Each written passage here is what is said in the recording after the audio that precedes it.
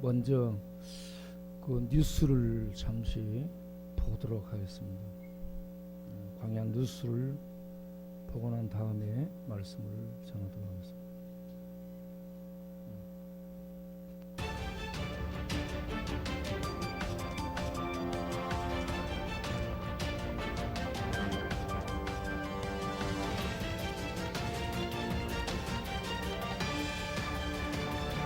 6월 첫째 주 광야 소식입니다. 사막에 강이 흐르는 예배, 급식 대열의 노숙인들을 대상으로 전도하여 개최된 새신자 초청 예배입니다. 1회는 5월 7일 20명의 새신자가 오셨고 2회는 30명, 3회는 40명, 4회는 48명, 6월 4일 제5회 사강예에는 무려 58명의 새신자가 오셨습니다. 매주 목요일 예배자들이 10명 정도씩 늘어나고 있습니다. 각자에게 필요한 칫솔 치약, 거울, 양말, 속옷, 모자, 샌들, 침낭, 화장품 등 여러 개를 준비하여 매주 드렸습니다. 박혜경 권사님 외 전도대원들께서 많은 수고를 하고 계십니다. 더 큰 부흥과 선물 준비를 위해 많은 기도와 참여 부탁드립니다. 급식 대열에서 1대1 전도를 하였습니다. 박혜경 권사님 외 전도대원들께서 태양볕에서 매일 열심히 전도를 해주셔서 하루에 10명 정도씩 코로나19가 터진 이후부터 지금까지 총 210명 영접하셨습니다. 이 놀라운 기적에 여러분도 함께 동참해 주시길 바랍니다. 총 10명의 형제들이 가서 성경 통독하는 시간을 가졌습니다. 술 또는 도박을 끊고 예배를 중히 여기고 새 사람이 되기로 다짐하며 기도하였습니다. 엉거, 성수, 기홍 3명과 목사님께서는 자연 속에서 달리기, 경주, 팔굽혀펴기 등의 운동들을 했습니다.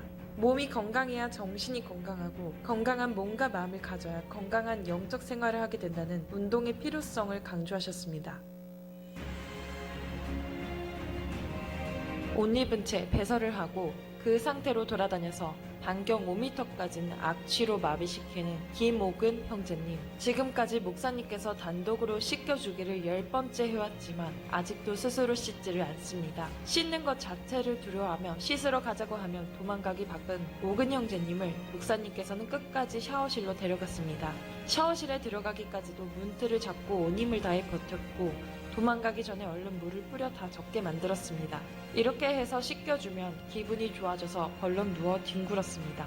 그가 이렇게 씻기를 두려워하는 것은 더러운 귀신에 잡혀 오랫동안 알코올 중독과 방탕 중독에 지배당하기 때문입니다. 귀신들에 잡혀 더러운 삶을 사는데 그치지 않고 말씀을 듣지 못하게 하면 다른 사람들도 집중하지 못하도록 떠들고 회방을 합니다. 예수님께서 귀신을 내쫓아서 영혼이 씻기어져 믿음이 생기고 정상적인 삶을 회복하는 축복이 있기를 기도드립니다. 매일 주먹밥을 나누며 전도하는데 한 사람도 코로나에 전염당하지 않은 것은 광야의 기적이라 할 수 있습니다. 하나님의 보호하심을 느낄 수 있습니다. 이상 광야 뉴스를 마칩니다. 감사합니다.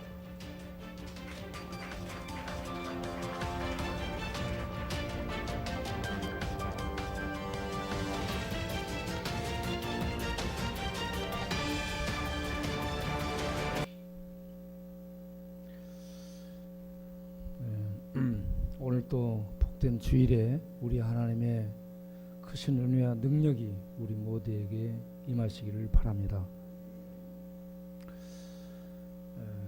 우리가 살고 있는 이 시대는 힘들고 혼란스럽고 변화가 많고 참 코로나로 인해서 어려움이 계속되는 그런 상황입니다.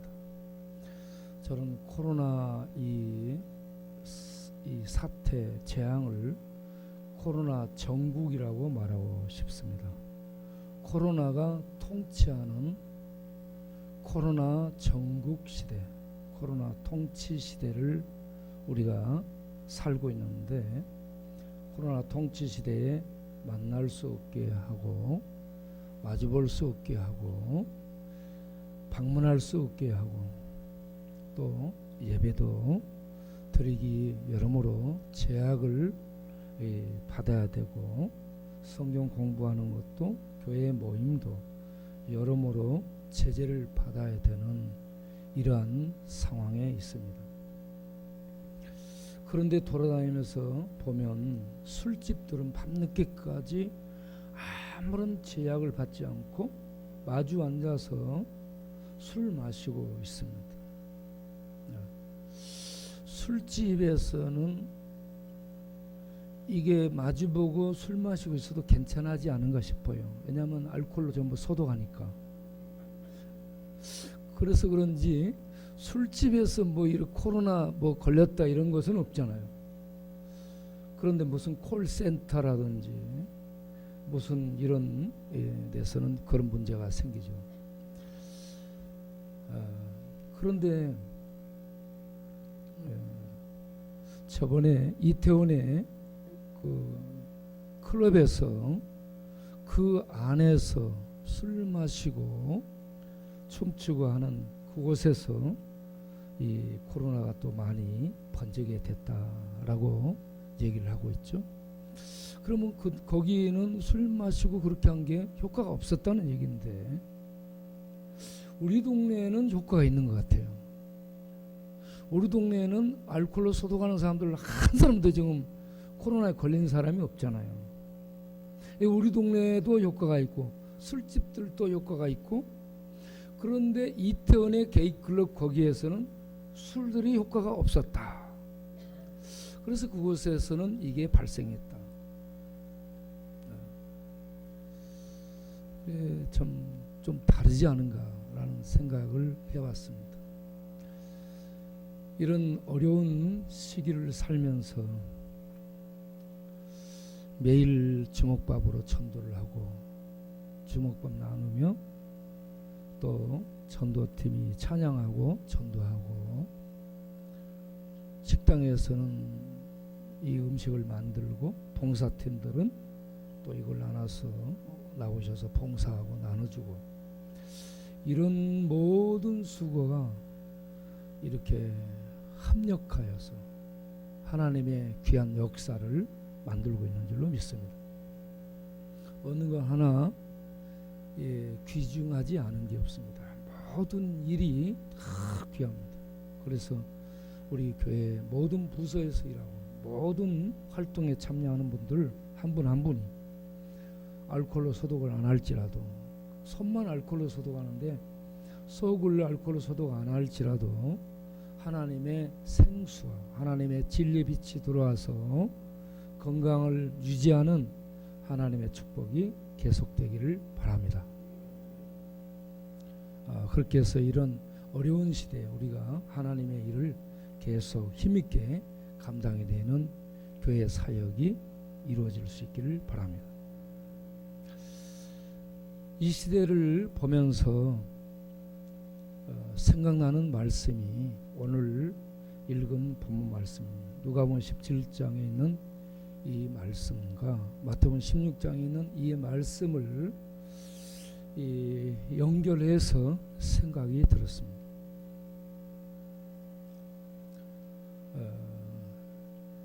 마지막 심판을 얘기할 때 동원되는 두 모델이 나오는데 그 두 모델을 예수님이 사용하고 있습니다. 그러면 예수님이 그 두 모델을 사용했다면 그 모델의 역사 속에 있었던 상황은 실제 있었던 역사라고 밖에 볼 수 없습니다. 노아의 홍수 사건도 우리의 역사 속에 실제로 있었던 사건인 줄로 믿으시길 바랍니다. 예수님이 그 사건을 실제의 사건으로 동원하고 있고 심판의 모델로 제시해주고 있습니다.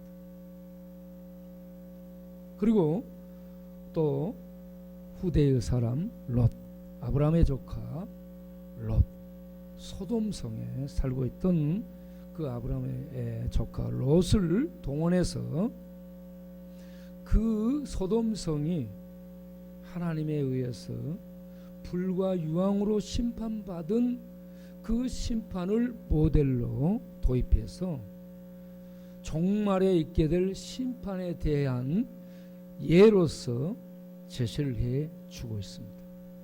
어떤 철학자가, 어떤 박사가 논문을 쓰기 위해서 과거 문헌 속에 있었던 고대 자료를 끄집어내 가지고 이런 예가 있었다라고 얘기하신 것이 아니라 실제로 역사를 주관하시는 하나님이 그 역사 속에, 인간 역사 속에 행하셨던 실제의 심판을 이 모델로 제시하면서 마지막 인자의 때, 마지막 주께서 이 세상에 오시는 때 이러한 심판이 있게 될 것이다 라고 말씀을 전개하고 있습니다.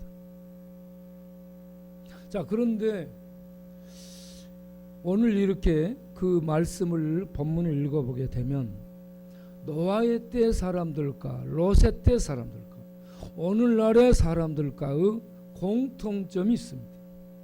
그 공통점이 뭐예요? 먹고 마시고, 노아의 때의 상황을 그렇게 얘기합니다. 먹고 마셨다 하는 것은 사람이 먹고 마시고 살았다는 얘기입니다. 일상생활을 했다는 얘기입니다. 자, 그런데 롯의 때는 좀 더 첨가되죠. 사고 팔고 매매가 이루어졌습니다. 무역이 이루어졌습니다. 경제 활동이 이루어졌습니다. 훨씬 삶이 풍족해지고 윤택해지게 됐다는 얘기죠. 그러면 문화가 훨씬 더 발달하게 됩니다.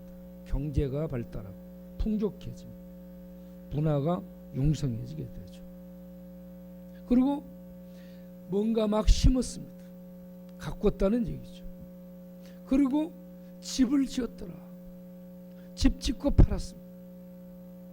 오늘날에 보세요. 먹고 마시고 시집가고 장가가고 이런 모든 일상적인 것과 심고 뭔가를 사업하고 사고 팔고 사업이 얼마나 무성하게 행해지고 아파트 붐, 건축 붐이 일어나서 뭐 재개발하고 우리 동네도 재개발되죠.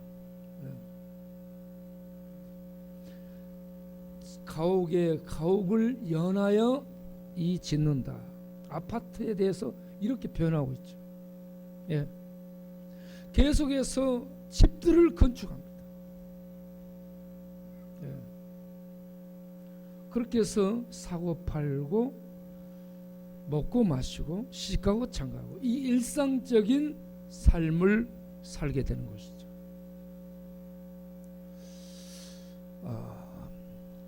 그런데 이러한 일상적인 일을 하고 있으면서 문제는 노아 때예요. 물로 온 세상이 멸망당할 때까지 몰랐더라. 롯의 때 소돔 고모라가 아주 발달한 문화 속에서 타락의 극치를 달리고 있었던 그러한 도시인데 사고 팔고 이러한 일상적인 삶을 살면서 그 성이 하나님에 의해서 불과 유황으로 하늘에서 내렸습니다.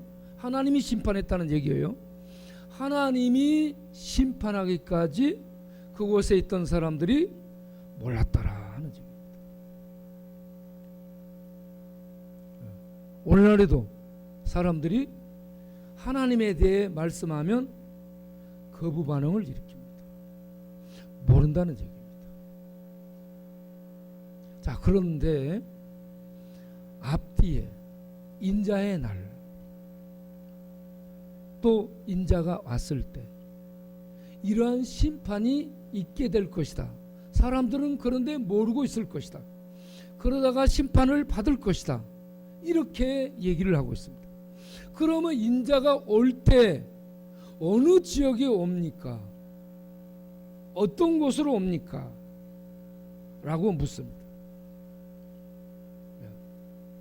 여러분, 이 신년이 되면 일출을 보러 동해안으로 가죠. 차 타고 일어나서 새벽같이 저곳으로 달려가 전날 가서 그 새벽에 일출 보기 위해서 그곳으로 갑니다.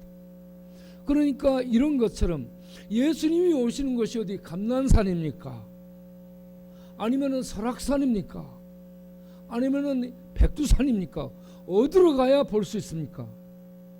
이걸 묻습니다. 그러니까 예수님이 인자가 올 때는 번개가 하늘에서 땅을 번쩍하고 산이든 계곡이든 들판이든 가릴 것 없이 전 세계에 이 번개가 번쩍하고 비치는 것처럼 인자가 올 때도 이 세상은 어떤 특정한 장소에 오는 것이 아니라 온 세상 사람, 미국, 영국, 브라질, 아프리카, 한국 할 것 없이 전 세계 모든 사람이 다 볼 수 있도록 오신다라고 얘기합니다. 인자가 누굽니까? 예수 그리스도죠. 예수님입니다. 예수님이 오셔서 구원을 이루셨고 부활 승천하셨고 그리고 이제 그분이 온 세상을 새롭게 하기 위해서 온 세상의 구원과 심판을 행하기 위해서 다시 오신다. 다시 오십니다. 그 주님이 오시는 그날을 인자의 때, 주의 날 이렇게 표현하죠. 여호와의 두렵고 큰 날이라고 말씀합니다. 여호와의 두렵고 큰 날. 그 무엇도 막을 수도 없고 어디로 피할 수도 없고 도망칠 수도 없는 모든 것들이 하나님 앞에 드러나는 두렵고 큰 날이 여호와의 날이요 주의 날이요 인자의 때입니다. 이렇게 주님이 오시는 그때 이 세상에 하나님의 나라가 완연한 모습을 드러내게 될 줄로 믿으시길 바랍니다.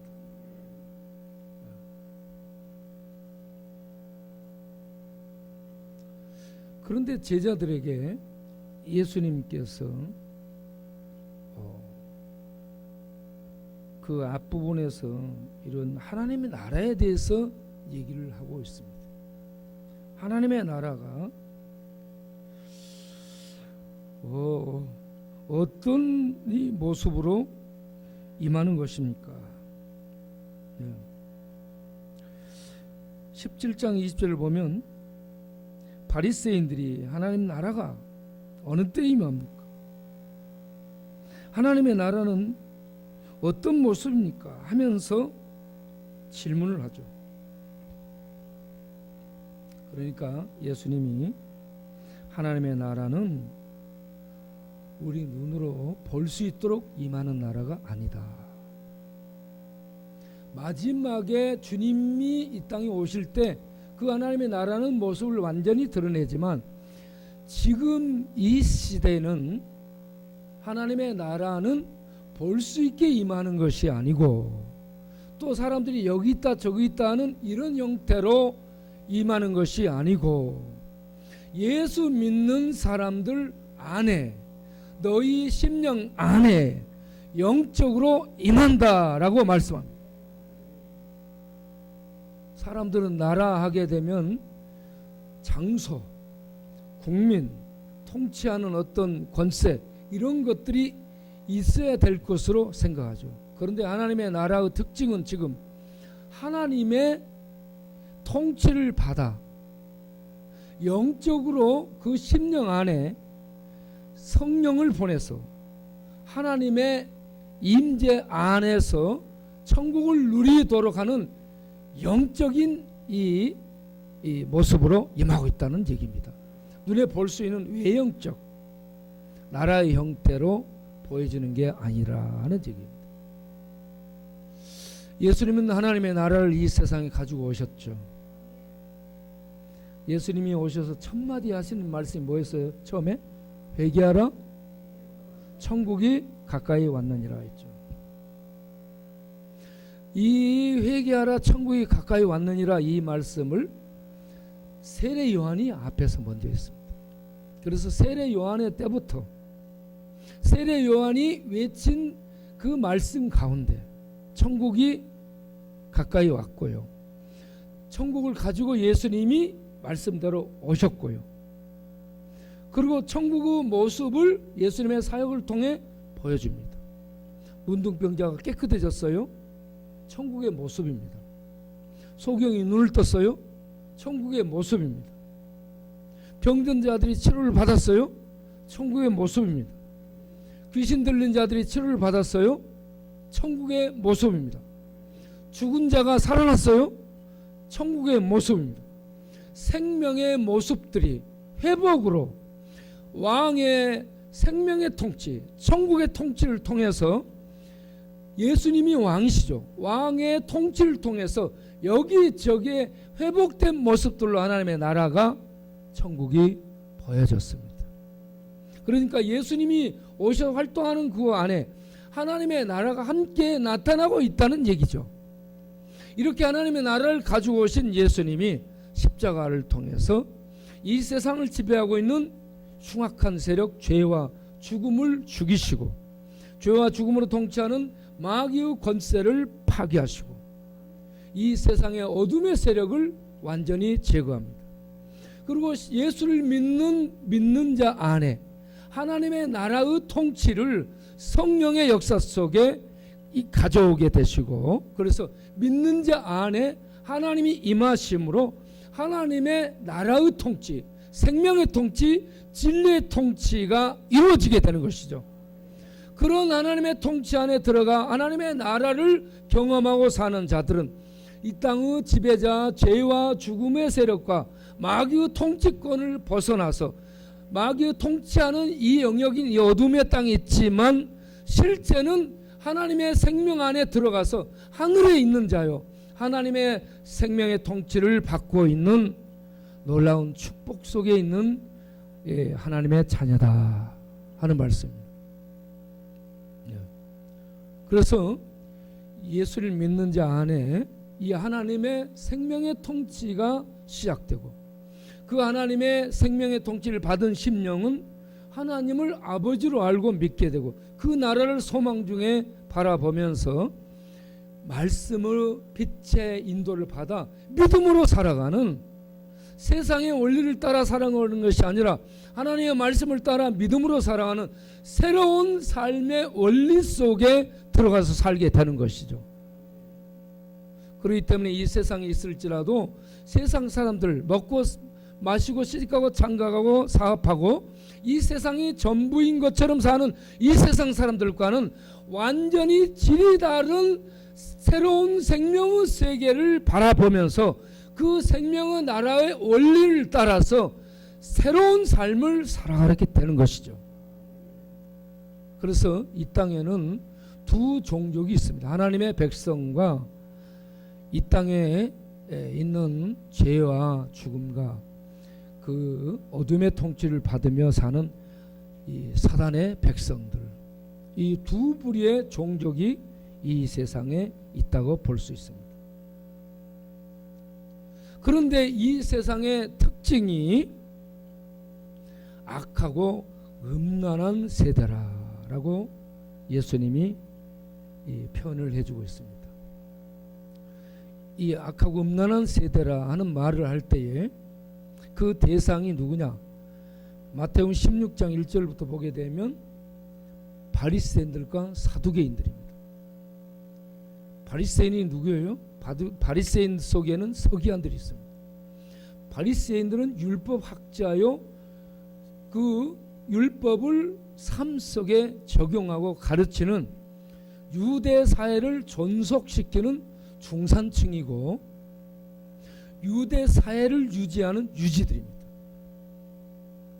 신학적으로 풀이를 하고 성경을 가르치는 서기관파와 그것을 유대 사회에 적용해서 유대 사회를 그 근간에 세우도록 힘쓰고 애쓰는 바리새인들, 그리고 사두개인들, 사두개 제사장 계열로 제사를 드리며 그 백성들을 인도하고 있는 제사장 그룹, 바리새파 서기관들과 제사장 그룹, 이들이 유대사회의 근간이고 유대사회의 유지고 종교 지도자들이고, 이들이 종교, 교육, 문화 이런 모든 것들을 앞서서 리드해가는 그 시대의 주류 멤버들이라고 볼 수 있죠. 그러한 이들을 향해서 이들이 당신이 하나님의 아들이고 메시아라면 표적을 보여달라고 요청을 할 때에 요나의 표적밖에 보여줄 수 없다라고 얘기를 합니다. 요나가 고기 뱃속에 들어가 3일 동안 물속에 있다. 3일 뒤에 니느웨 성에 토해넣게 된 요나의 표적. 3일 동안 이거는 죽음을 의미하죠. 이 죽음을 예수님이 십자가에 죽을 십자가로 상징화시켜서 얘기해주고 있는 겁니다. 그런데 그런 의미를 몰라요. 이들은 이 악하고 음란한 세대에 보여질 표적이 요나의 표적, 곧 하나님의 십자가의 표적, 곧 죄로 말미암아 죽고 심판받고 처벌당해야 되는 그러한 세대라는 것을 보여줄 수 있는 보여주는 십자가 표적 외에는 너희들에게 보여줄 게 없다, 이런 얘기입니다. 네? 이 세대가 악하고 음란한 세대입니다. 악하다 하는 이 단어는 히브리어 라를 번역했습니다. 라는 악이고 악하고 사악함이고 나쁘고 더럽고 병들고 그런 의미를 전부 포함하고 있습니다. 종교적이고 윤리적이고 도덕적으로 아주 나쁘고 병들고 악한 것을 의미합니다. 그리고 악하다라고 할 때에 종교적 측면에서 하나님을 제거하고 하나님이 없는, 하나님을 떠난 그러한 행동들, 그러한 것들을 악이라고 얘기하죠. 하나님을 거스리고 하나님을 대적하고 하나님 없애버리고 자기 멋대로 살려고 하는 이런 모든 것들이 악입니다. 그리고 음란한 것은 창녀에게 적용하는 그런 단어입니다. 프라스티튜 하는 이 창녀라고 말하는, 창녀라는 얘기는 음란 자체를 얘기해주고 있는 존재입니다. 그래서 이 세대가 하나님을 거스리고 하나님을 대적하고 하나님 없애버리고 살려는 그러한 성향을 가지고 있고, 그러면서 음란한 소돔 고모라가 아주 음란한 그런 도시를 대표하고 있는 곳이죠. 이런 악하고 음란한 세대가 됐다라는 얘기입니다. 이 세대는 한 세대를 보통 100년으로 이렇게 계산을 하고 그렇습니다. 그런데 한 세대가 100년이라면 그 100년 안에 태어나 있는 동일한 그 세대를 살고 있는 사람들을 한 세대로 묶습니다. 그런데 지금 우리가 살고 있는 이 세대는 1000년, 2000년 된 역사를 갖고 공부하고, 그리고 그 역사가 융합돼서 모든 사상, 모든 이론, 모든 이념들이 함께 융합돼 있고, 그 철학과 과학과 문화가 함께 융합돼 있어서요, 이 세대는 옛 세대를 전부 포괄하고 있는 그러한 종합적인 세대라고 볼 수 있습니다. 그래서 과거 세대, 예수님 세대만 악하고 음란한 것이 아니라 이 세대는 그 세대를 포함해서 더 발전한 악하고 음란한 세대라고 규정할 수 있습니다. 그러면 악하고 음란한 세대에 어떤 대표적인 그러한 세력이 뭔가? 제가 동성애라고 생각합니다. 동성애.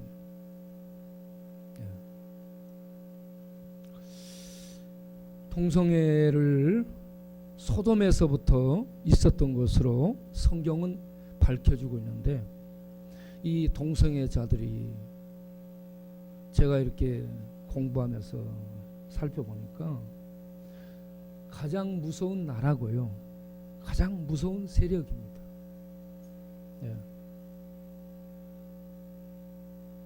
동성애가 뭐 하는 사람들이냐면 인간의 타락한 본능을 마음껏 표출하는 세상을 만들자. 이게 동성애의 목적입니다. 목표고. 그런데 그걸 악으로 규정하고 그걸 죄로 규정하며 정죄해서 그들의 활동을 묶는 게 성경이고요. 그걸 전하고 있는 것이 교회고, 그걸 가르치고 있는 것들이 교회 목회자들이고, 그렇기 때문에 이걸 무너뜨려야 되겠다라고 생각합니다. 네.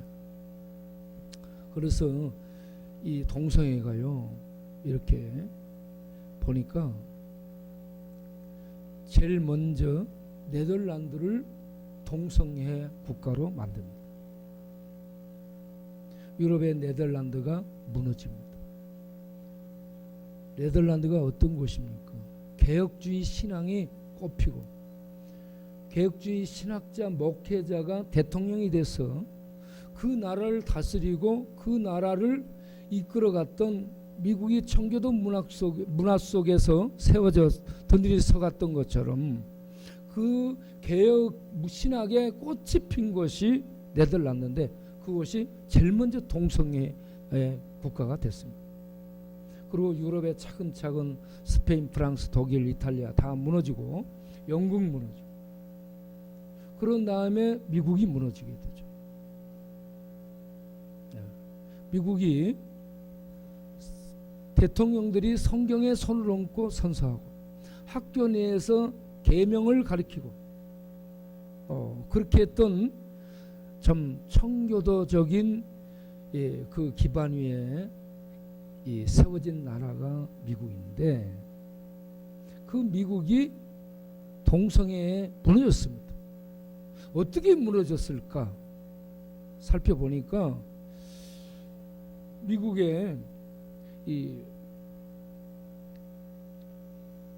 1960년대는요, 미국 사회에서 동성애를 인정하지 않았습니다. 그래서 1960년도에 미국은 걔들이 술집에서 술도 못 마셨습니다. 일반 술집에도 못 들어갔습니다. 그런데 사건이 일어나게 되죠. 어디에서 일어나느냐 그러면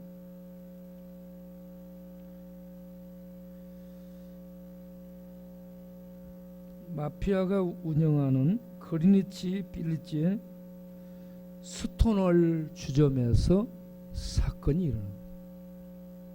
마피아가 운영했던 그리니치의 빌리지에 있는 스톤월 주점, 여기에 집 없는 게이들, 레즈비언들, 어린 게이들, 그리고 트랜스젠더, 이런 사람들이 어둡고 더러운 술집에 있었다라고 얘기해요. 그런데 이걸 제보를 들은 경찰이 급습을 하게 되죠. 1969년 6월 28일 새벽에 그곳을 급습합니다. 그런데 200여 명 정도가 체포당할 때 그곳에 한 이 동성애자가 끌려가지 않기 위해서 발악을 해요. 저항을 합니다. 그 저항하고 발악하는 모습을 주변에 이 사람들이 보고 있다가 경찰들이 이렇게 폭력적으로 진압한다 해가지고 그들이 이런 얘기를 하죠. 게이에게 인권을 달라. 누군가가 그렇게 외쳤습니다. 그러니까 그 무리들이 전부 다 게이에게 인권을 그렇게 해서 이 소리가 커지니까 사람들이 불어나게 됐어요. 그래서 경찰들을 향해 보도블록을 던지고 술병을 던지고 경찰들과 대치하며 싸움을 하니까 경찰들이 당황해서 도망을 가요. 그래가지고 대치 상태가 됐는데 다음 날에 2,000명 정도로 그 군중이 불어납니다. 그러니까 경찰 병력을 동원시킵니다. 경찰도 불어났고 개 군중들도 불어났어요. 대치 상태로 갔는데 경찰이 이 진압에서 실패를 합니다. 이 진압을 실패를 해요. 이게 그들의 퀴어 축제와 더불어서 퍼레이드를 하는 6월 퀴어 축제로 전 세계적으로 이어지게 된 거예요. 우리나라도 서울시청 앞에 퀴어 축제를 6월 달에 합니다. 6월 달에. 그런데 올해는 코로나 때문에 8월로 연기됐죠. 예. 이 6월 달에 하는 이유가 스톤홀 주점, 항쟁, 항거, 이 혁명, 폭동 이런 것들을 기념하기 위해서 6월로 정해가지고 하게 됩니다. 이러한 것을 근거로 해가지고 우리가 뭉쳐서 숨어있던 우리였는데 술도 못 마시고 술집에 술도 못 마시고 쫓겨다니는 인간이 아닌 우리가 뭉쳐서 함께 도전하니 되네. 그렇게 해서 그들이요, 예?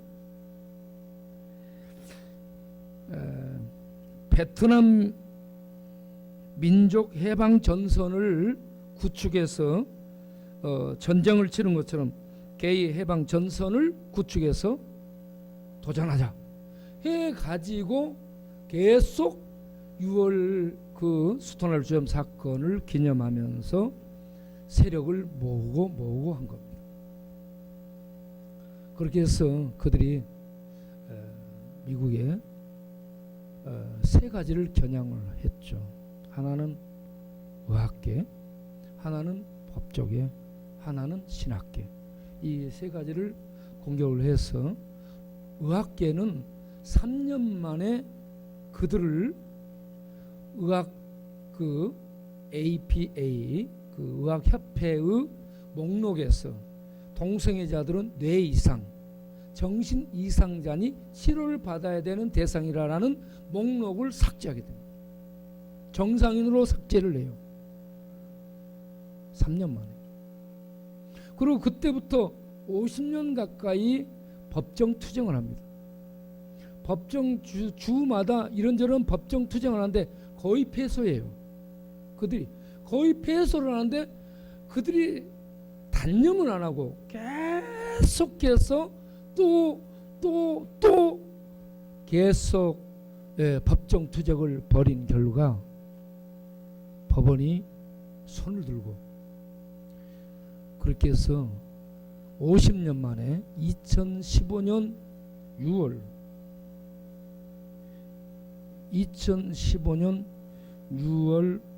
26일 우리나라는 6월 25일인데 그곳은 6월 26일 미국이 동성애 국가로 선포를 했습니다. 미국이 동성애 국가가 돼서요 50년 만에 미국 법원을 무너뜨리고요 미국이 동성애 국가가 되도록 미국을 이겨버렸습니다. 여러분 미국이 어떤 나라요? 소련 두 냉전체제 속에 소련을 이겼던 나라가 미국이고 중국이 아무리 커도 미국에 항상 이렇게 눌려있는 세계 최강 나라가 미국 아니에요? 그 세계 최강 나라인 미국을 의학계와 법조계를 점령해가지고 얘들이 미국을 눌러버렸습니다.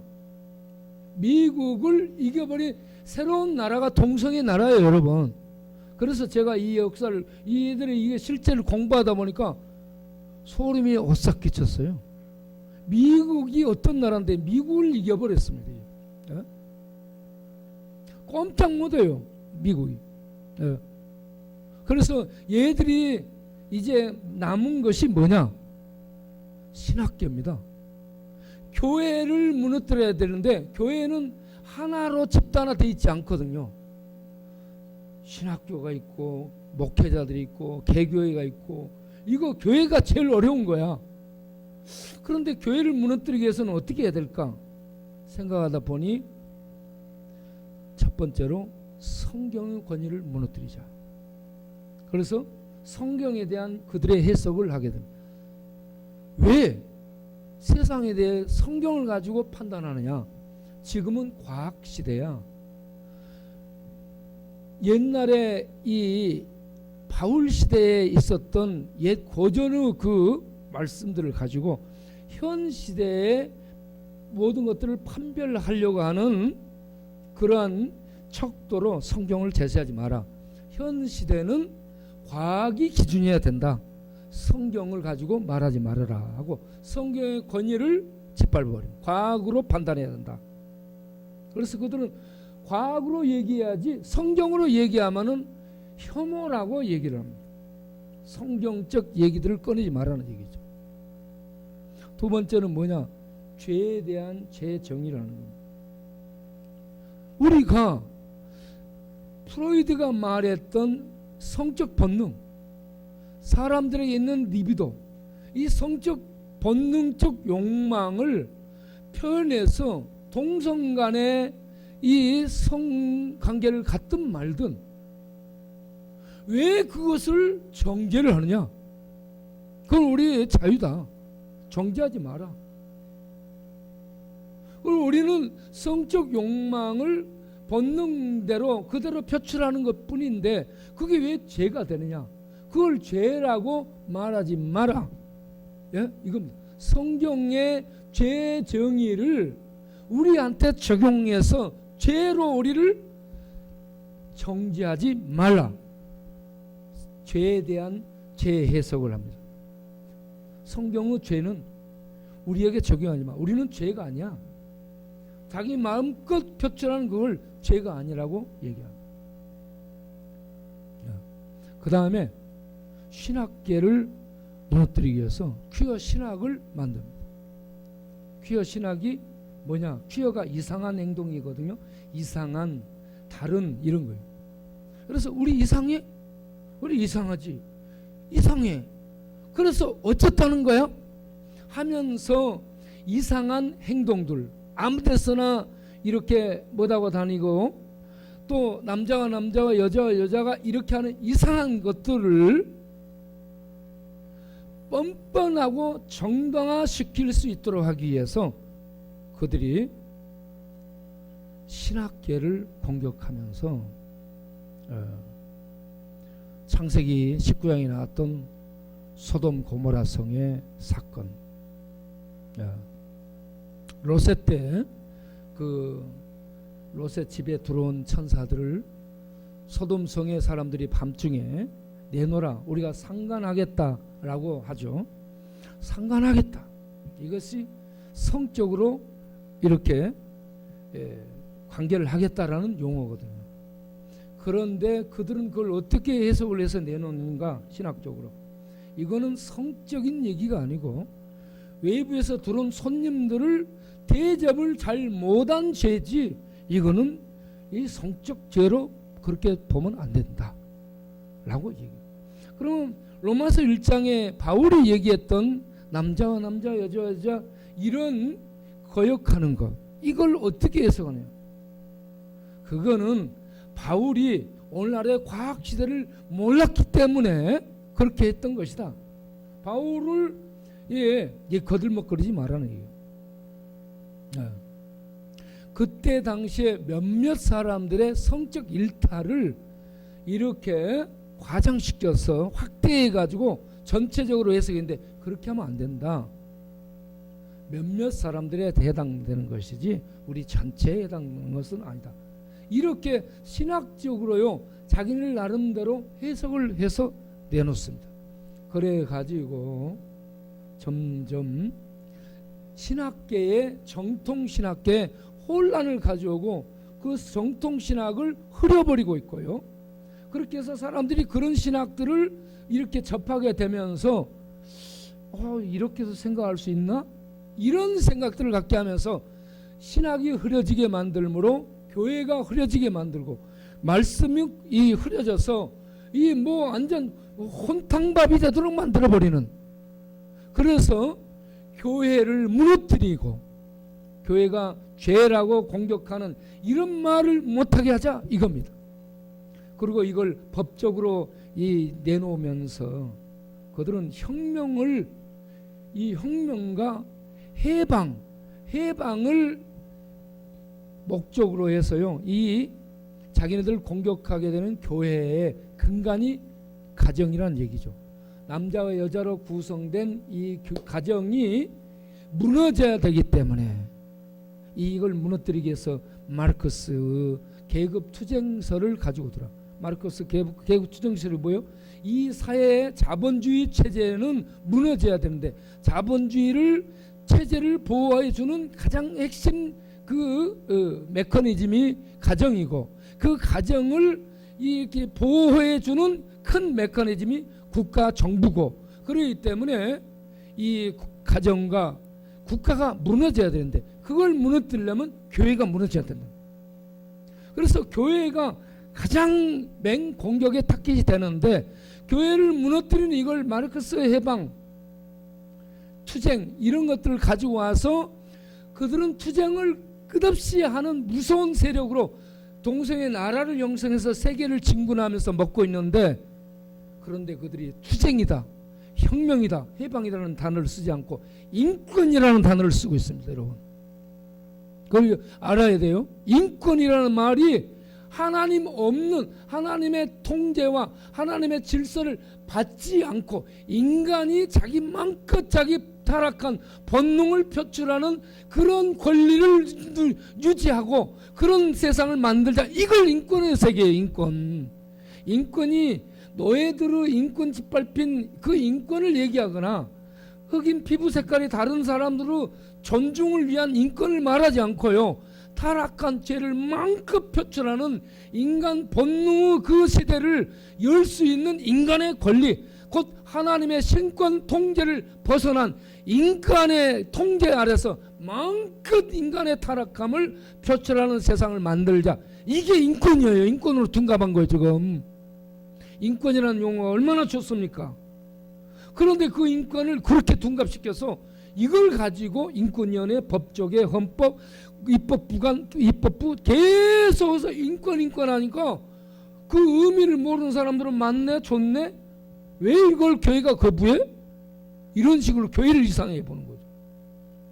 그리고 과학시대 선진 엘리트가 되면 동성애 하는 것을 받아들이는, 정상행위로 받아들이는 게 상식이라는 얘기입니다. 지금 이러한 것들이 퍼져나가고 있기 때문에 교회가 아주 타깃이 돼서,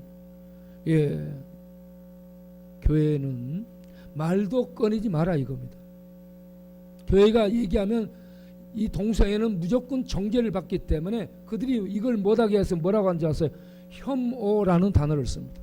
당신들 그렇게 말하는 것은 우리를 혐오하는 거야. 그 혐오라는 것을 알아요. 혐오가 뭐예요? 더러운 것을 봤을 때, 더러움이 뭐예요? 더러움은 제가 마가복음 1장 23절 보게 되면 더러운 귀신 앞에 전부 더러운, 그 귀신을 얘기하는 그 부분을 제가 전부 찾아봤어요. 귀신을 얘기할 때 전부 다 마가복음 1장 23절, 마가복음 3장 11절, 마가복음 5장 2절, 마가복음 7장 25절, 마가복음 9장 25절은 예수님의 초창기 사역들인데, 이게요 전부 귀신을 내쫓는 사역인데 귀신이 사람들을 지배하고 있어요. 사람들을 지배합니다. 그 지배하고 있는 귀신의 그 존재를 뭐라고 얘기해요? 더럽다라고 얘기해요. 오군이 여러분 더러운 냄새 나죠? 화장실에 살고 가까이 오면 냄새가 진동해요. 그런데 본인은 몰라요. 묘하대. 본인은 몰라요. 요 안에 들어 있으면 요 안에 전체가 냄새로 아주 숨을 못 쉬게 되는데 본인은 모릅니다. 귀신들이 이렇게 더러운 존재입니다. 그 귀신들에게 잡혔다고 나는 보는 거예요. 어떻게 남자가 화장실에 7개월 8개월 삽니까? 그것도 여자 화장실에서.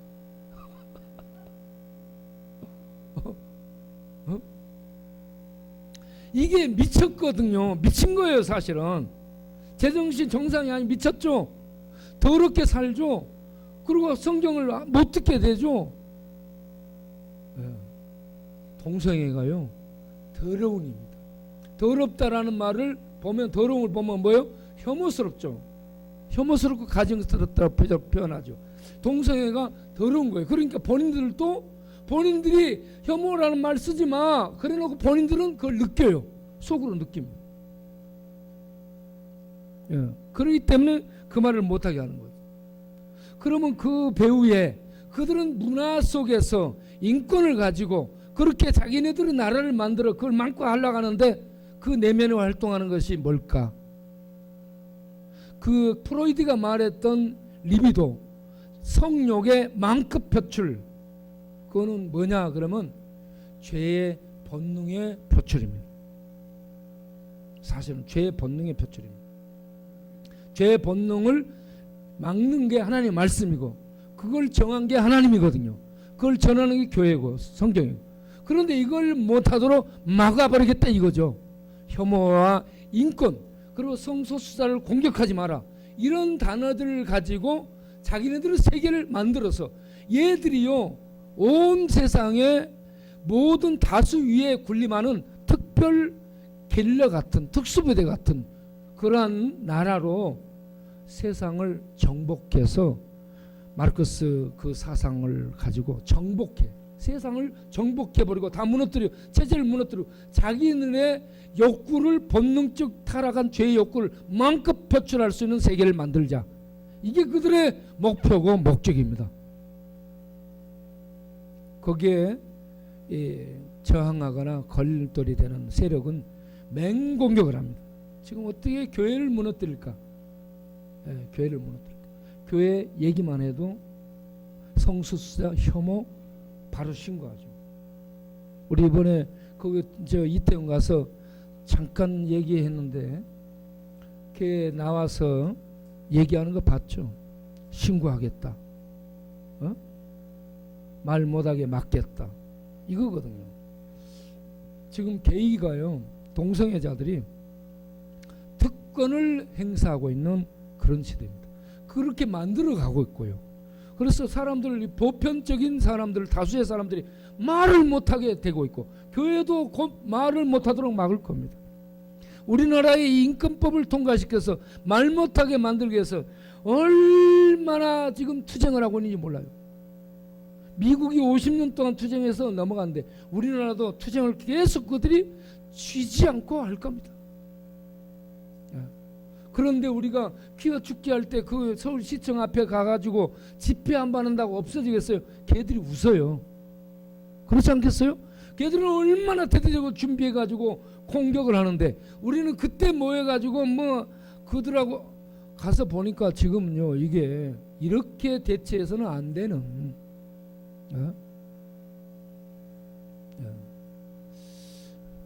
치밀하게 그들은 모든 각기각층을 공략해서 돈을 투자하고 권력을 투자하고 안 되면 폭력도 가하고 수단 방법을 하지 않고 미국 의학계를 무너뜨리기 위해서 의학협회에 회원된 의사들을 집집마다 주소를 전부 알아가지고 그들에게 편지 보내고 공격하고요.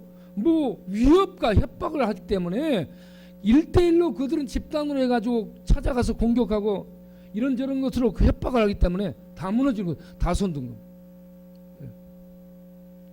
우리들도 이러한 공격이 있을 것으로 예상을 하고요. 앞으로 에베소서 6장 13절에 악한 날에 너희가 마귀의 계계를 능히 대적하고 모든 것을 행하기 위해 서기 위해서 하나님의 전신갑주를 입으라.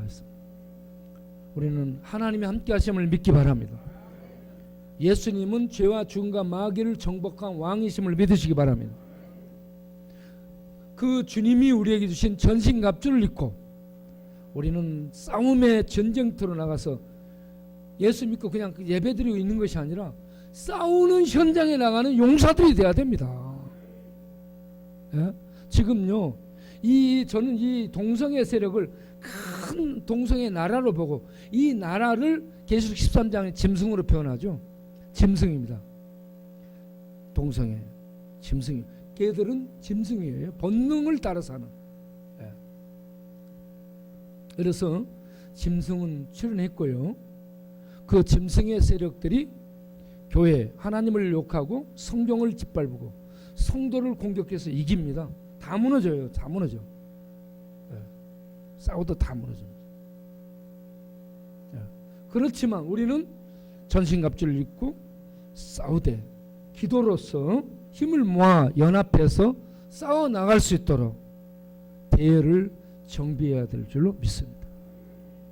우리는 이미 그들이 큰 짐승이 돼서 소리 지르고 짓밟는다 해서 그들이 이기는 게 아니에요. 예수님이 이겨놓으셨습니다. 다 이겨놓은 그 싸움에 참여하는 겁니다.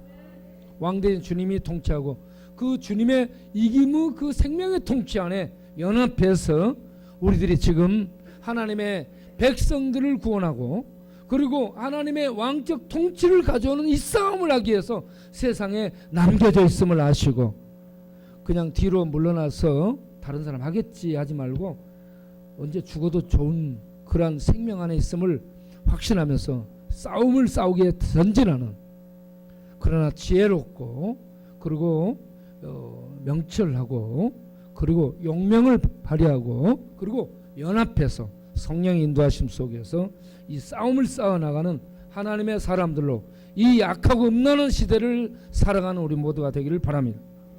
기도하겠습니다.